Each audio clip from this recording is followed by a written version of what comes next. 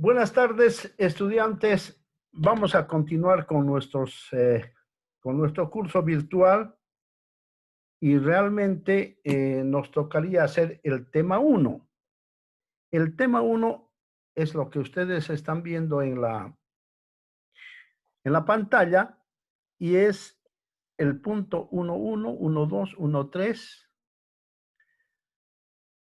y vamos a hacer el 1.5. Vamos a dejar el 1.4 porque requiero más tiempo y no nos va a alcanzar porque luego también resulta que es muy cansador. Entonces vamos con el punto número 1.1, que son la geología estructural y la tectónica. Para eso necesitamos ver y comentar que la Tierra es dinámica.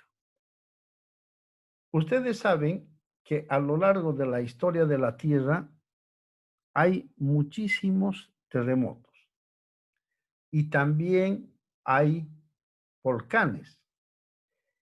El gráfico que tienen acá en la pantalla se trata de los más grandes terremotos que han ocurrido en la historia de la Tierra.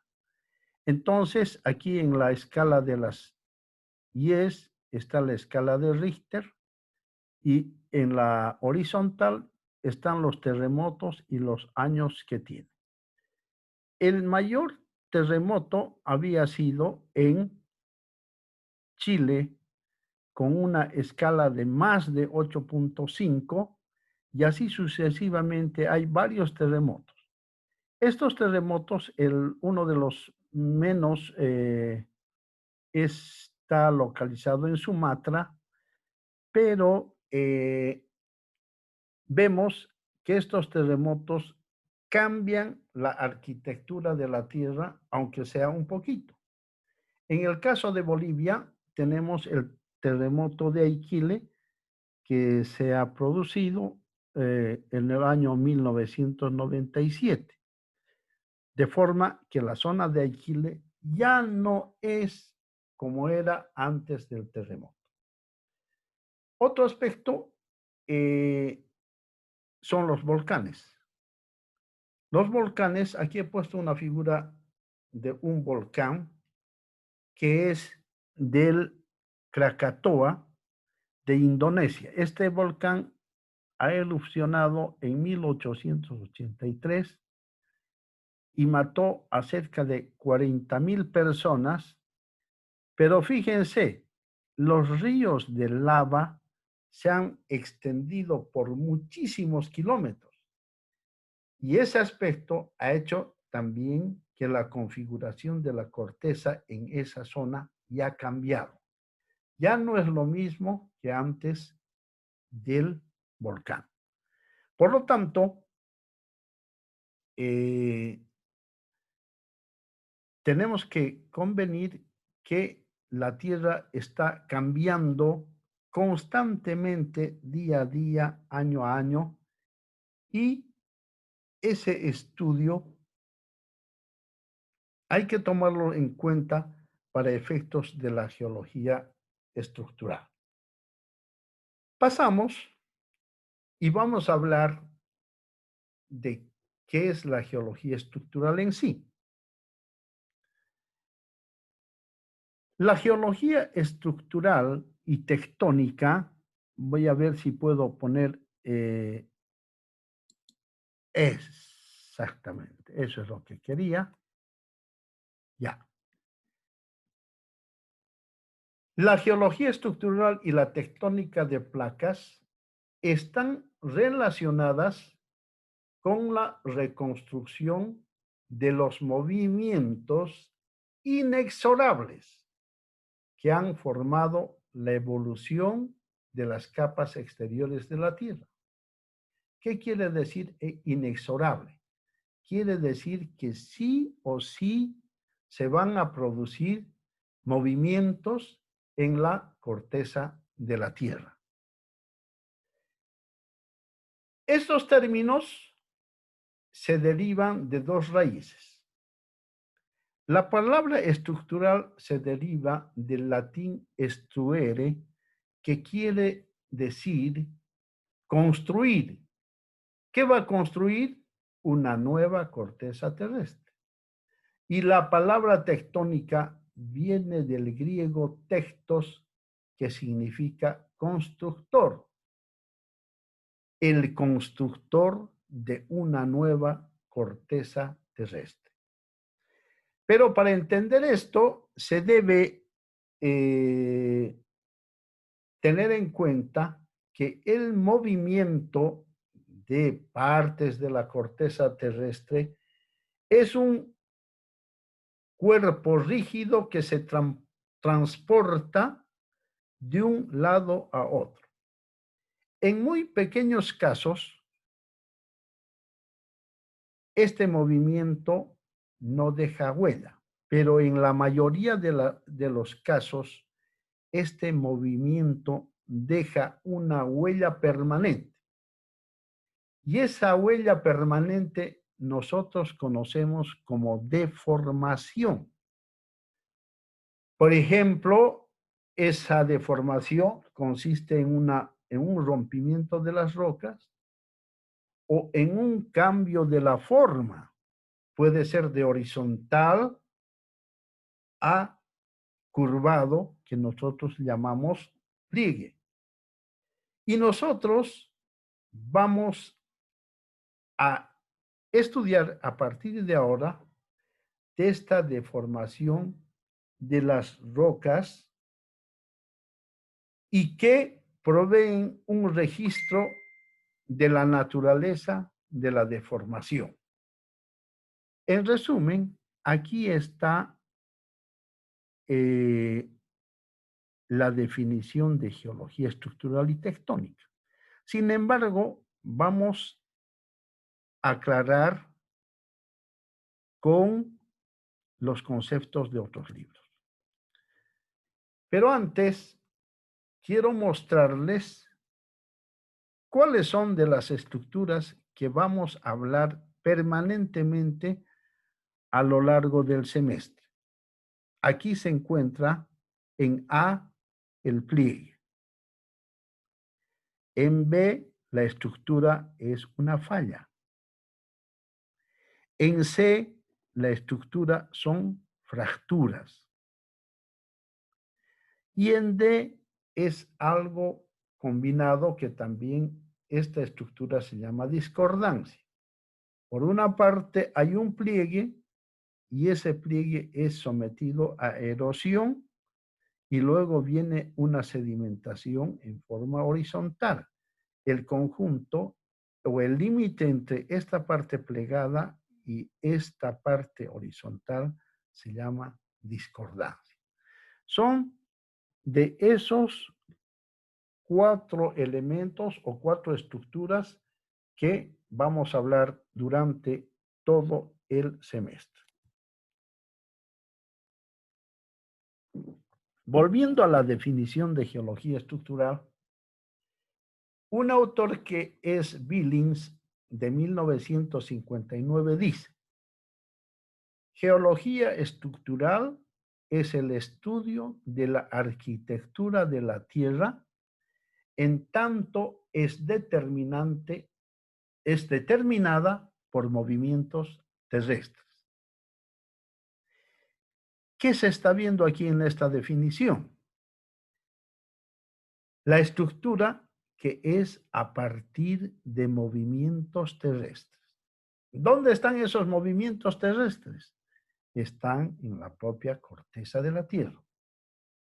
Ahora, la siguiente definición es una definición que nosotros hemos creado a través de todo este tiempo que hemos ido estudiando la geología estructural. Y dice así, que es nuestra propia definición. Geología estructural es el estudio de la deformación de la corteza de la Tierra, ocasionada por fuerzas originadas en la propia corteza debido a movimientos terrestres. Como verán ustedes, este concepto resume todo lo que ya habíamos hablado en esta primera parte. Y también hay un esquema que se resume de la siguiente manera. Está el terreno, puede ser una parte de un terreno. Este terreno es sometida a movimiento. Este movimiento genera esfuerzo. Y este movimiento-esfuerzo genera deformación. Y la deformación se resuelve o se define como estructura. ¿Cuáles estructuras? Las que ya hemos visto acá. Pliegue, falla, fracturas y discordancia. Entonces, vamos a ver qué diferencia hay en geología estructural y tectónica. Vamos a decir que la geología estructural está comprometido con movimientos y deformación en la corteza de la Tierra y el manto superior. Y tectónica también está comprometido con movimientos y deformación en la corteza de la Tierra y el manto superior. Pero ¿dónde está la diferencia? Veamos. La geología estructural estudia estructuras a la escala del microscopio, a la escala de mano, a la escala del afloramiento y a la escala local y a la escala regional.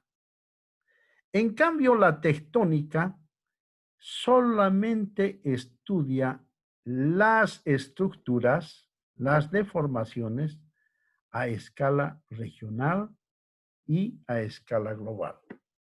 Por lo tanto, en esta parte se superponen la geología estructural y la tectónica, cuando ambos estudian las estructuras en la escala regional.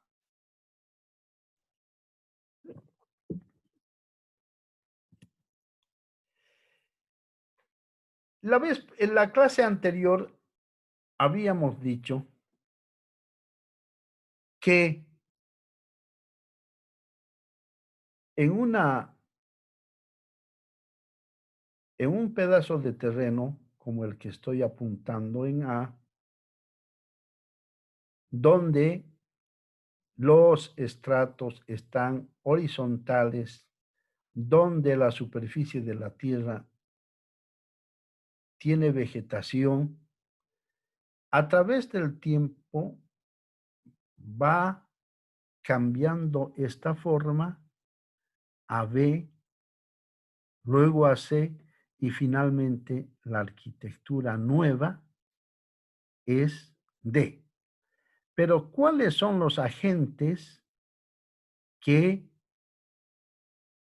hacen que esta estructura en D, que este gráfico en D, esté así? Esta nueva arquitectura son los agentes de meteorización y erosión.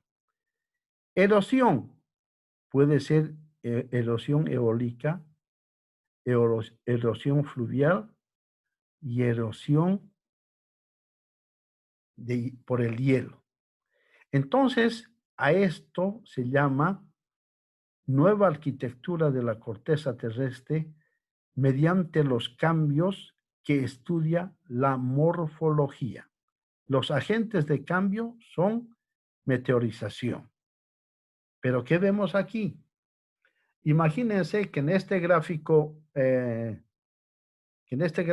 estoy mostrando, inicialmente eran todas las capas horizontales. Entonces, aquí esas capas horizontales han sido sometidos a esfuerzos de compresión. Y esos esfuerzos de compresión han doblado las rocas y han roto las rocas y han producido fallas, y esta es una nueva arquitectura de la corteza terrestre debido a los movimientos, debido a los esfuerzos, se tiene la nueva arquitectura. Entonces, esto estudia la geología estructural, donde se somete a esfuerzo, se somete a movimiento y los terrenos se pliegan y se fallan. Y ese es el estudio de la geología estructural. Wilber, ¿se ve el cursor cuando muevo? Sí, sí, se ve. Ya. Entonces, resumiendo, este gráfico estudia la geomorfología, que solo son esfuerzos por desgaste. No esfuerzos, sino desgaste por agentes de erosión principalmente. En cambio, aquí son fuerzas tectónicas producidas en el interior de la corteza terrestre que mueven las capas y cambian sus formas hasta llegar a este estado. Eso estudia la geología estructural. Entonces, la geología estructural antes de 1960 era una ciencia meramente descriptiva geométricamente. Pero a partir de 1960, la física principalmente ha tenido grandes cambios que inclusive en esa década del 60 se fue y se llegó a la luna, porque la física ha perfeccionado, ha inventado nuevas máquinas, nuevos elementos, y eso también se ha traducido en una mejora de la geología estructural. Entonces, para ese mejoramiento se ha aplicado la mecánica continua. Esto está relacionado con someter, hacer modelos mediante laboratorios simulando las condiciones que tiene la corteza terrestre. También se ha avanzado en la cuestión de la óptica. Los microscopios han sido muy bien mejorados de forma que se han visto que las deformaciones también estaban a nivel submicroscópico.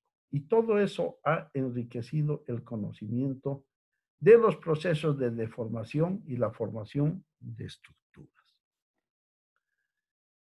Y a partir de eso, lo que ha revolucionado el conocimiento de la geología estructural ha sido la teoría de placas tectónicas.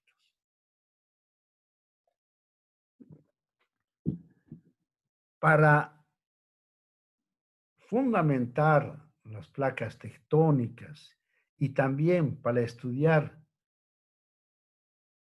las estructuras en subsuelo, se ha necesitado o se necesita y a partir de 1960 empezaron a mejorar los datos geofísicos.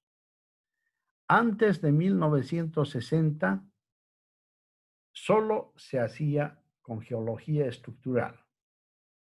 Los mapeos geométricos que estaban en superficie se inferían hacia profundidad y se deducían las estructuras que estaban en subsuelo. Sin embargo, no siempre era verdad lo que los geólogos con sus técnicas deducían. Entonces, con la sísmica se ha logrado ver una especie de radiografía del subsuelo y también con las respuestas de la gravimetría y de la magnetometría. Todo este conjunto de ciencias que han ido mejorando han ayudado al conocimiento del subsuelo. Especialmente ha sido aplicado en la industria petrolera y en la industria minera.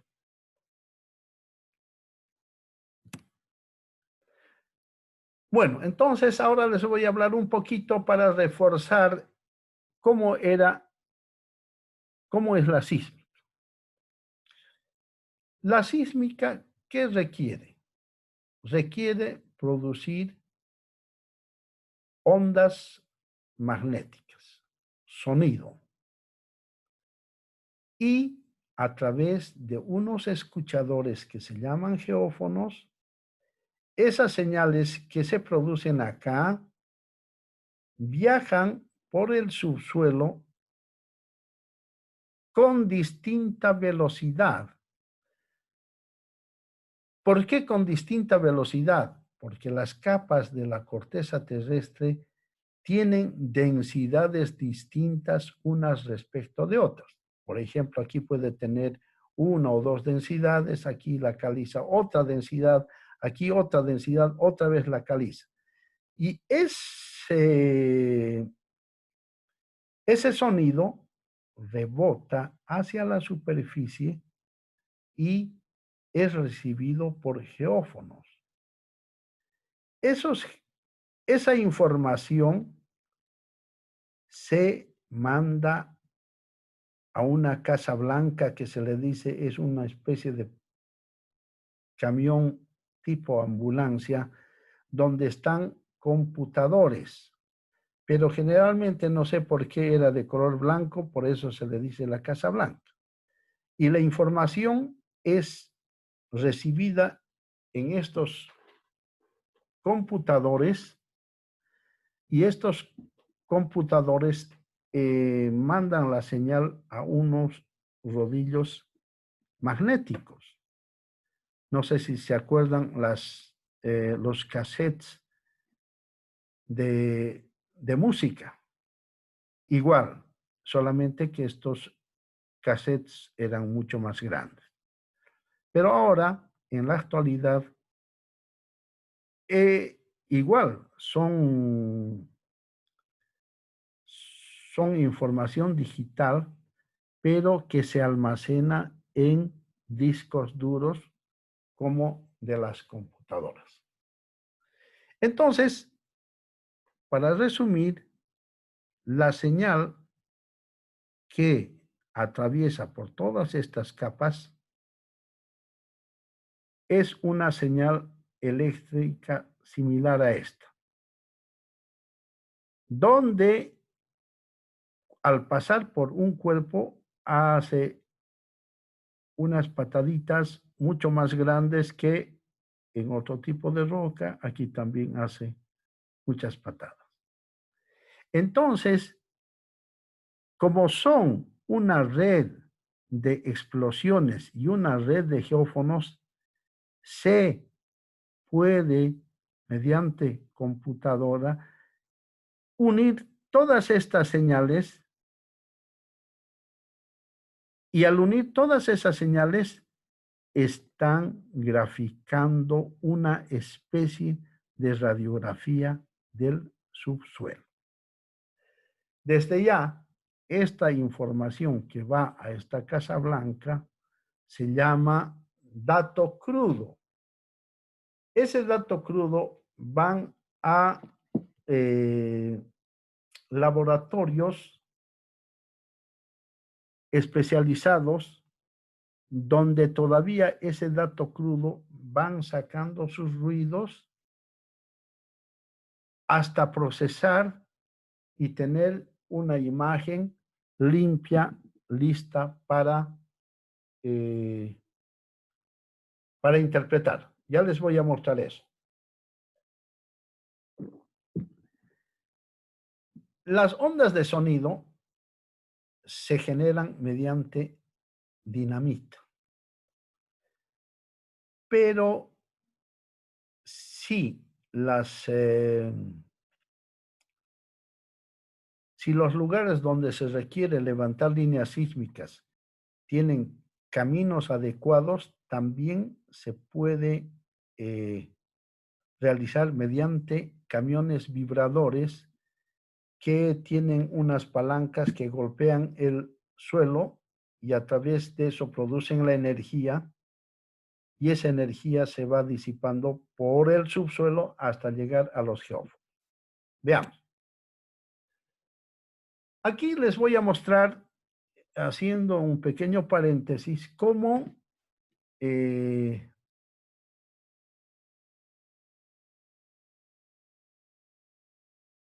cómo se produce la ondícula.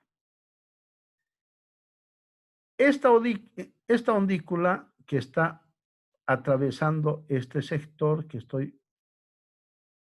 tiene una interfase donde cambia el tipo de roca. Aquí hay una densidad y aquí hay otra densidad.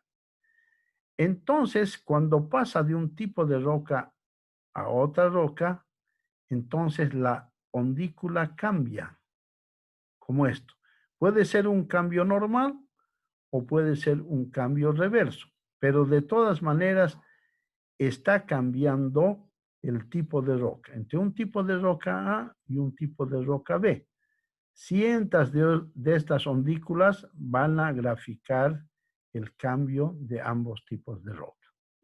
Ahora, vamos a ver. Tenemos este cuadrito donde está la roca, el fluido, la porosidad, la densidad y la velocidad. Si una roca es arenisca que no tenga fluido, totalmente seca y tiene una porosidad de 0, la densidad será 2.65 gramos por centímetro cúbico o en kilómetros por metro cúbico, que es equivalente. Cuando pasa el sonido, cuando se revienta dinamita, el sonido pasará por esta arenisca a una velocidad entre 3.000 y 5.500 metros por segundo.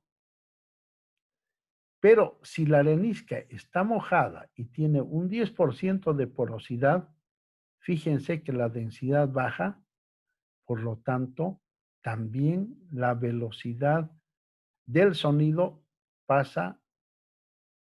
es menor por ese conjunto de rocas, con esas características. Si la arenisca es mojada y tiene 20% de porosidad, también la densidad es 250, pero la velocidad, porque tiene más fluido y es más porosa, está entre 2.000 y 3.500. Está variando la velocidad del sonido. Si la arenisca tiene petróleo, entonces la porosidad puede tener la misma, pero la densidad, el petróleo le hace bajar la densidad a la arenisca, por lo tanto, como es parecido al agua, más o menos tiene esa misma velocidad. Y así podemos ir analizando todos estos, la caliza, y todo está en función de la porosidad y la densidad de la roca. Aquí vamos a ver el carbón o la sal. La sal que no tiene fluidos, que no tiene porosidad, tiene una densidad de 2 gramos por centímetro cúbico. Entonces pasará la velocidad del sonido a 4.200 hasta 4.800. Fíjense que es alta velocidad que pasa por cuerpo que no tiene ni porosidad y que la densidad además es baja. Bueno, entonces, este es un camión vibrador y esto es una línea sísmica con todo lo que tiene una línea sísmica. Es decir, por ejemplo, si el camión vibrador, el reverbeo de la máquina produce un tipo de energía. Luego produce las ondas superficiales, luego también produce energía armónica. Esta es la que más o menos sirve para la interpretación.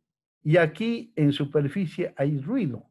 Puede ser de las vacas que caminan o de los vehículos. Entonces, toda esta línea sísmica que tiene un dato crudo, se lo lleva laboratorio, al laboratorio de procesamiento, y ahí le quitan todos estos ruidos, toda esta basura en ruido. Y la línea sale como esta. Esa ya es una línea procesada. Esta línea procesada, como estarán fijándose, tiene una estructura anticlinal y algunos pliegues, y en el eje de las X, en el eje de las Y está el tiempo en segundos. Aproximadamente hasta aquí es 1 segundo, 2 segundos, 3 segundos, 4 segundos. Aproximadamente en esta línea, aproximadamente hay unos 4000 metros. Un segundo más o menos son unos 1000 metros. Y aquí están ubicados tanto los puntos de explosión como los receptores de los geófonos. Entonces, esto que está en tiempo se podrá calcular a esta profundidad mediante la velocidad y mediante el tiempo que se ha tardado hasta aquí, se podrá aproximar en qué profundidad está esta estructura. Bueno, entonces ahora vamos al punto 1.2, que se llama estructura tectónica y el uso de modelos. Si recuerdan ustedes, ya habíamos hablado de escalas de observación de la geología anteriormente. La escala microscópica, local, escala de mano, escala regional, etc. Eso está aquí, pero está un poco, no está tan explicado como yo había extendido mi explicación anteriormente. Pero pueden revisar. Entonces, ¿qué se necesita para hacer un estudio de geología estructural?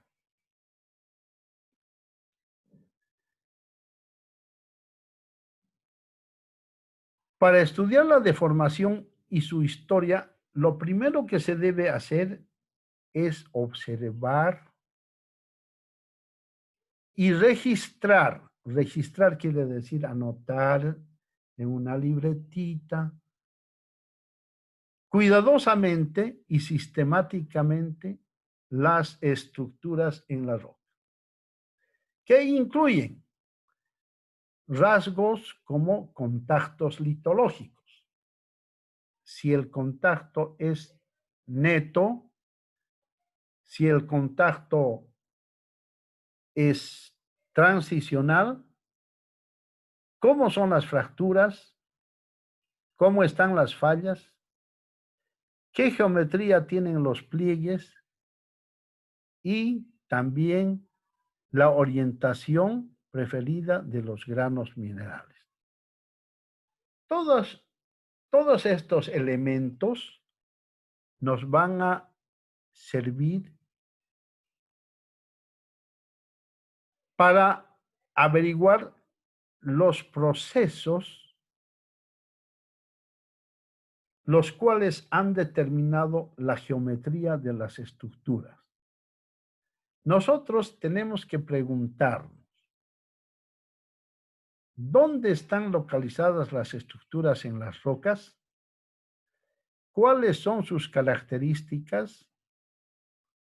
¿Cómo ellas están orientadas en el espacio y con respecto una de otra? ¿Cuántas veces en el pasado han sido deformadas las rocas? ¿Cuáles estructuras pertenecen a qué episodios de deformación? Contestando estas y similares preguntas constituye la fase inicial de alguna investigación estructural. Entonces, lo primero que debemos hacer es tomar nota cuidadosamente de los aspectos que ya hemos mencionado.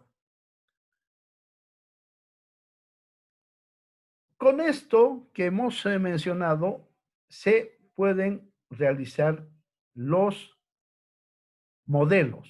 Se usan modelos. ¿Y cuáles son esos modelos? Son los modelos geométricos, los modelos cinemáticos y los modelos mecánicos. ¿En qué consiste? Los modelos geométricos son interpretaciones tridimensionales de la distribución y orientación de estructuras dentro de la Tierra. Estos están basados en mapeo, están basados en datos geofísicos y alguna otra información que nosotros tenemos. Puede ser columnas estratigráficas, en fin. Y estos modelos nosotros presentamos como mapas geológicos y como secciones transversales verticales a lo largo de una línea particular a través de un área.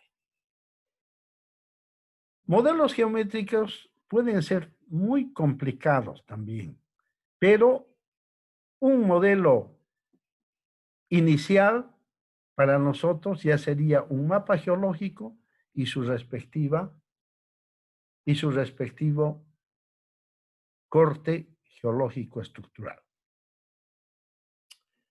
En cambio, los modelos cinemáticos prescriben una historia específica de movimiento que podría haber llevado el sistema desde un estado no deformado al estado deformado o desde una configuración a otra. Estos modelos no están relacionados con el por qué o cómo han ocurrido los movimientos o cómo eran las propiedades físicas del sistema. Solamente nos interesa el movimiento. Placas tectónicas es un buen ejemplo de este modelo cinemático. Mientras, los modelos mecánicos están basados en nuestro entendimiento de leyes básicas de mecánica continua, tales como la conservación de masa, el momento angular y energía, o nuestro entendimiento de cómo se comportan las rocas en respuesta a fuerzas aplicadas. La última información de las fuerzas aplicadas vienen principalmente desde experimentos de laboratorio en los cuales las rocas son deformadas bajo condiciones que reproducen tanto como sea posible a las condiciones dentro de la tierra del sector que uno está estudiando. Usando modelos mecánicos, nosotros podemos calcular la deformación teórica de un cuerpo de roca que es sometido a un juego dado de condiciones físicas tales como fuerzas, temperaturas y presiones. Un modelo de la transmisión de fuerzas de placas tectónicas basadas sobre las mecánicas de convección en el manto es un ejemplo de un modelo mecánico. Un segundito les voy a pedir que me disculpen. De 30 segundos, continuamos.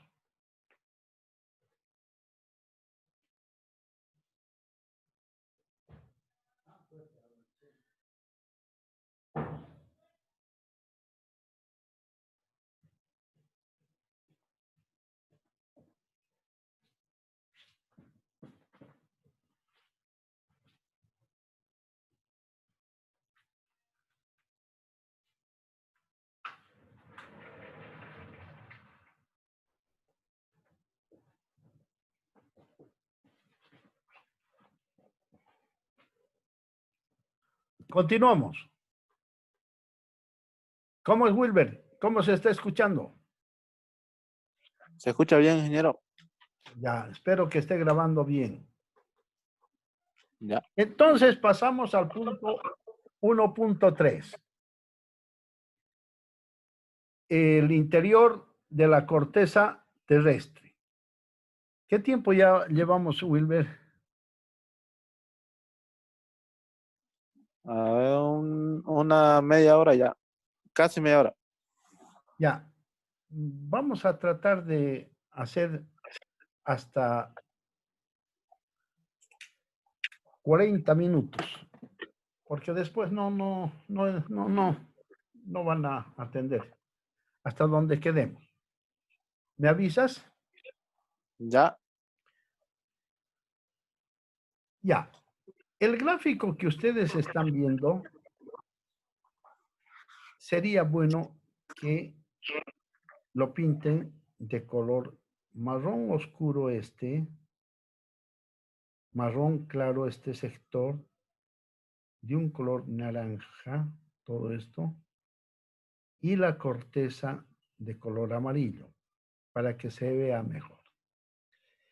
Entonces, ¿por qué nosotros estudiamos el interior de la corteza terrestre?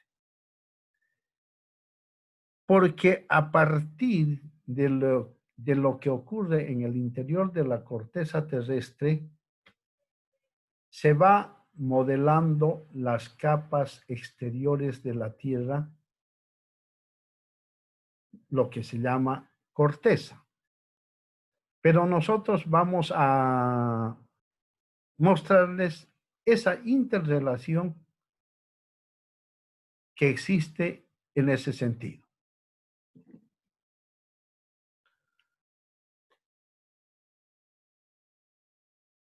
O sea, los procesos estructurales y tectónicos que vemos en este curso son observados en la superficie. Al menos la corteza de la Tierra tiene entre 5 y 40 kilómetros. Entonces, pero esa deformación es responsable o eh, está afectado por las propiedades que tienen los cuerpos en el interior de la corteza. Entonces, decimos que tiene un núcleo interior.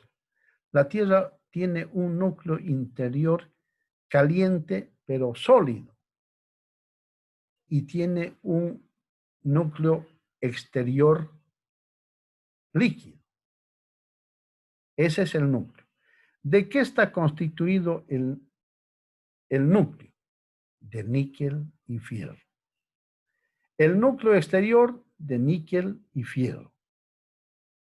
Mientras el manto, que es semisólido, diríamos, porque aquí también se producen magmas que cuando salen a la superficie son líquidos, magmáticos. Tiene otra composición. Tiene composición de silicatos de sólidos, de fierro y magnesio. Y el manto tiene la última parte del manto, está la litosfera. Pero la litosfera es parte manto y parte corteza propiamente dicha. Entonces, la litosfera tiene en promedio un espesor de 100 kilómetros y en esa litosfera está la corteza. Entonces, como está en estos últimos 100 kilómetros parte del manto, y este manto es viscoso, de ahí que la explicación para que las placas o partes de la corteza terrestre se muevan. Entonces, eso es lo importante. Pero vamos a ver cómo se ha definido esto del núcleo, del manto y de la litosfera. Porque nadie ha entrado 6.400 kilómetros adentro. Entonces, aquí tenemos un globo terráqueo donde dice que el núcleo interior tiene 1.216 kilómetros, el núcleo exterior 2.270 y el manto más la corteza 2.885. Es decir, 2.885 de manto y la corteza propiamente dicha entre 5 y 40 kilómetros. Pero vamos a ver cómo se ha deducido eso. Para esto, un señor, Jeffreys, en 1936, ha hecho experimentos. También un señor Gutenberg en 1951, científicos estos señores, y un Dzieciomowski en 1981. Todos han hecho experimentos, pero han coincidido. Si ustedes se fijan, todas estas curvas coinciden entre sí. ¿Cómo es la figura? En el eje de las Y's se pone la profundidad y en el eje de las X la velocidad del sonido en kilómetros por segundo. Pero, ¿de cómo ha nacido esta velocidad? ¿Cómo se dieron cuenta los científicos? Se dieron cuenta por los terremotos. Había una señal en los terremotos, se producía el terremoto y la señal empezaba. Y después de mucho tiempo, casi el doble de tiempo aproximadamente, venía otra señal. Entonces, a la primera señal, a la más rápida, le llamaron onda P. Y a la más lenta le llamaron onda S. Onda S quiere decir onda superficial. Entonces, primero vamos a ver cómo fue cómo es el caminamiento de la onda P. Resulta que la onda P, cuando han hecho estos sus experimentos, ha empezado a crecer con la velocidad de la onda P, y ha llegado hasta 8 kilómetros y ahí se produce un cambio. ¿Y a qué se deberá ese cambio? Han hecho más investigaciones y el cambio se había debido a el cambio de material de la corteza frente al manto. Entonces, en ese instante hay una caída de velocidad y luego nuevamente se produce un incremento de velocidad más o menos hasta casi 11.5 kilómetros, algo así, cerca de 2. Y ahí empieza a cambiar la velocidad, pero ya no extremadamente como aquí, sino empieza a hacer una pendiente más baja hasta más o menos los 14 kilómetros, algo así. Y de ahí, de pronto, baja tremendamente. Entonces, ese cambio de velocidad, aquí brusco, está cambiando de un tipo de material que se llama manto a un tipo de material que luego llamaron núcleo.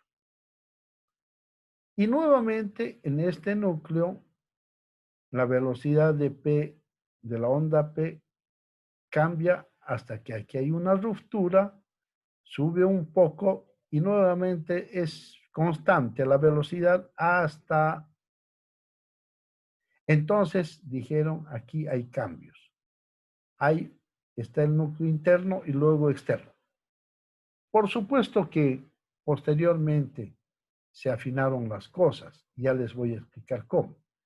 Y aquí también este cambio se debe al manto superior contra el manto inferior. Entonces, ¿cómo se dieron cuenta? ¿Cómo se dieron cuenta de que el núcleo externo era líquido? Entonces analizamos la velocidad de la onda S. Resulta que la onda S, cuando estaba más de 4 kilómetros, fíjense, casi la mitad de 8, es menos veloz, existe una ruptura, un cambio. Entonces, aquí coincide con esto y por lo tanto ya se refrenda que esto era la corteza. Y también empieza a subir hasta un poco más de 6 kilómetros y ahí también existe un cambio. La pendiente se hace más suave, aunque sigue subiendo. Pero justamente cuando la onda P bajó, aquí también baja la onda P, pero baja hasta 0. Y va por aquí y nuevamente sube. ¿Qué pasa con las ondas superficiales? Las ondas superficiales en medios líquidos no funcionan. Por eso se definió que el núcleo externo era líquido. Y luego nuevamente adquiere velocidad en el núcleo interno donde ya es sólido. Entonces, de esa forma, se definieron, fíjense, hasta casi 3000 está el manto.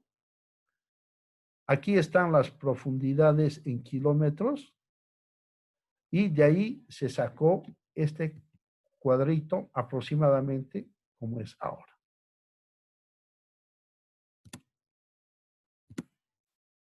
Entonces veamos la onda superficial. Fíjense en esto. La onda superficial tiene una dirección de propagación. Y esa dirección de propagación tiene una partícula, que esto ha sido pintado por el hombre para mostrar que es perpendicular a la dirección de la propagación de la onda. Entonces, la partícula es dirección de propagación de la onda. Y esa se llama onda superficial. Veamos la dirección de propagación de la onda P. Fíjense, hay una coordenada X, hay una coordenada Y. Entonces, está en dirección de la coordenada X, la propagación, y la partícula se comprime y luego se suelta. Por eso también se llama onda P u onda de compresión.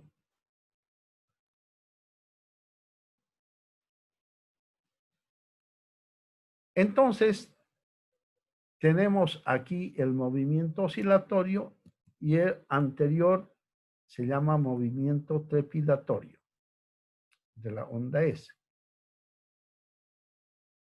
Entonces vamos a pasar a las ondas Love. Las ondas Love es más o menos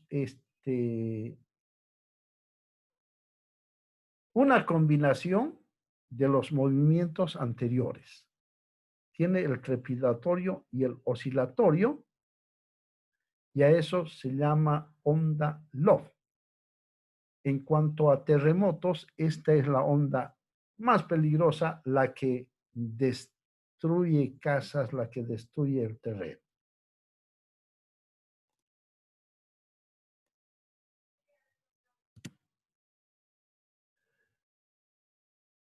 Bueno,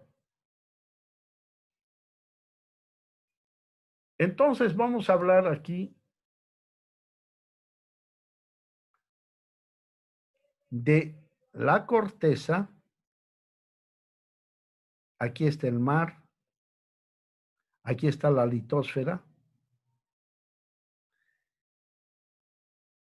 Esta litosfera y esta corteza, principalmente la corteza, tienen temperatura. Y esa temperatura nosotros debemos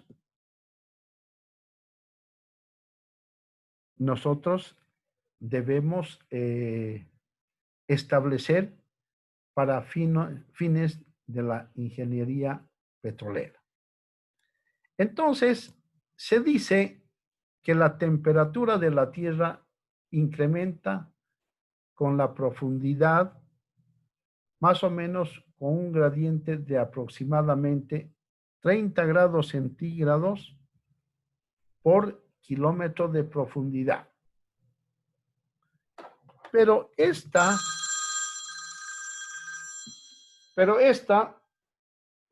estoy pasando clases, te llamo después.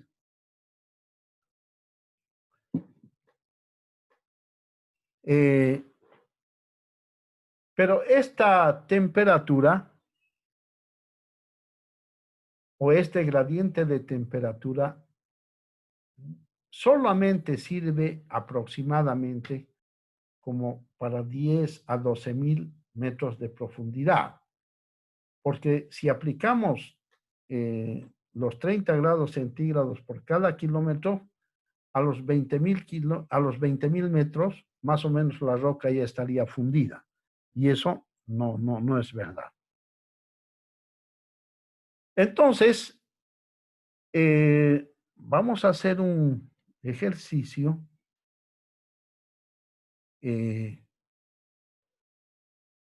Dice que el fondo de un pozo tiene 196 grados Fahrenheit y está a 3.500 metros. Este es un pozo petrolero. Quiero comentarles que cuando se termina un pozo petrolero, lo primero que se hace con las herramientas de registración, se manda un termómetro especial y luego termina la carrera y se ve qué temperatura tenía el fondo del pozo. En este caso dice que el fondo del pozo tiene 196 grados y está a 3.500 metros. Se quiere saber la temperatura de un reservorio que está a 2.500 metros. La temperatura de superficie es 75 grados Fahrenheit. Entonces, ¿qué es lo que hacemos? Podemos aplicar esta fórmula que dice que esta es la temperatura de fondo. La temperatura máxima tendríamos que poner aquí que es 196 menos la temperatura de superficie que es 75 grados dividida entre la profundidad máxima. La profundidad máxima en este caso es 3.500 metros y tendríamos que multiplicar todo este numerador y denominador por la profundidad de pedida, que en este caso sería 2.500 metros. Y sumarle la temperatura de 75 grados Fahrenheit. Como este ejercicio vamos a subir a las redes, voy a pedir que los estudiantes hagan este ejercicio con estos datos y solamente me envíen la respuesta. Tiene tanto de temperatura. Entonces, ¿cuáles son las causas de la temperatura de la Tierra? De esa que les he hablado. Esta formulita van a utilizar bastante, tanto en geología del petróleo como en geología de reservorios y en registros eléctricos también, porque la resistividad también está en función de la temperatura del fondo. No es lo mismo una resistividad medida a 3.500 metros que tiene una temperatura de 196 grados que una resistividad de 2.500 a 2.500 metros que tiene otra temperatura. Bueno, entonces, ¿cuáles son las causas de la temperatura de la Tierra?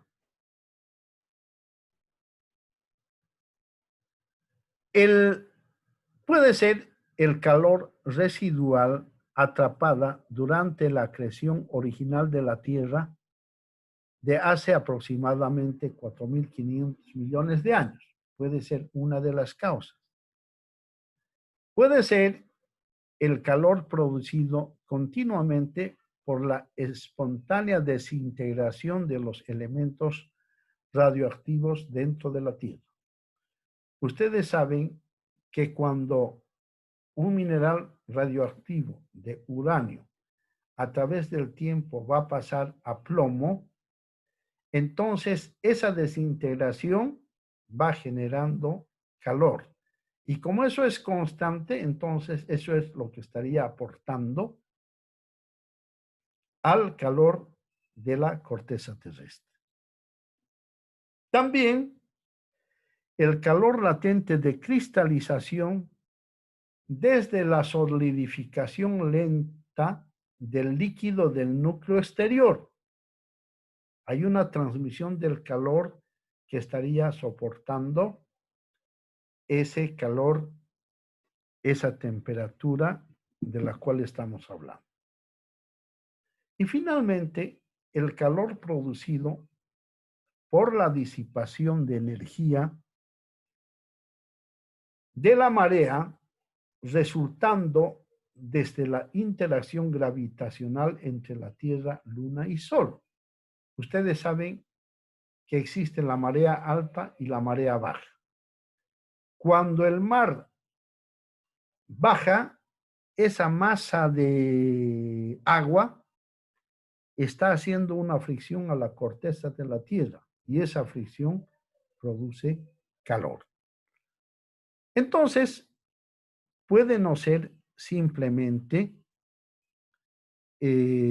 una de estas cosas, puede también ser una combinación de una de dos o finalmente la combinación de todos estos elementos.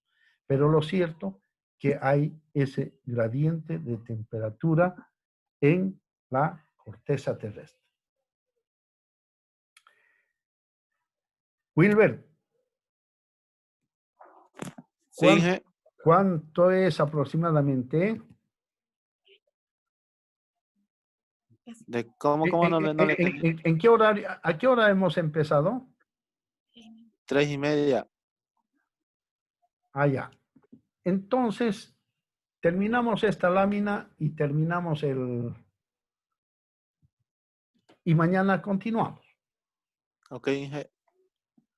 Entonces, la Tierra es uno de una clase de objetos similares en el sistema solar llamados cuerpos terrestres.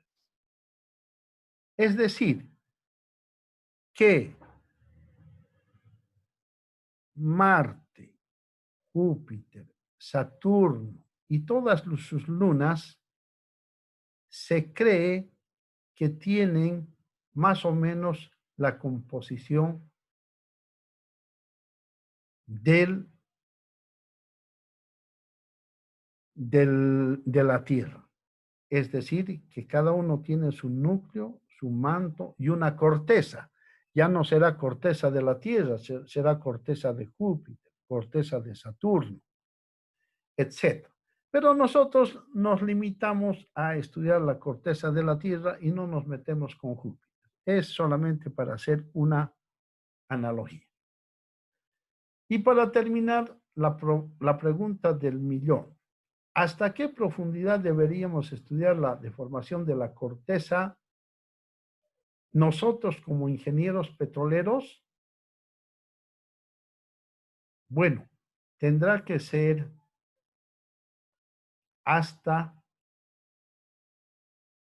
donde las unidades estratigráficas contengan petróleo o gas. La profundidad del pozo que más se ha profundizado es algo de 7,000 metros. Es ese último pozo que ha estado muy de moda. Y ahí, si bien no se han encontrado gases comerciales, se ha encontrado gas. Por lo tanto, dándole un margen, nosotros deberíamos estudiar con bastante dedicación, digamos, hasta unos 10 kilómetros. Porque por debajo de 10 kilómetros ya no debe haber hidrocarburos. Por lo menos en Bolivia, digamos que hay hasta unos 6,800, aunque no sea comercial. Dándole un margen, deberíamos estudiar hasta 10 kilómetros de profundidad. Muchas gracias, señores estudiantes. Les voy a pedir que me manden su conformidad o observaciones que no entiendo tal cosa o algo, alguna. En el anterior video solamente me han mandado sí, ok, ok, como si hubiesen escuchado. Lo que voy a hacer es las preguntas y ustedes tendrán que hacer prácticos. No importa que hagan en computadora para que le manden al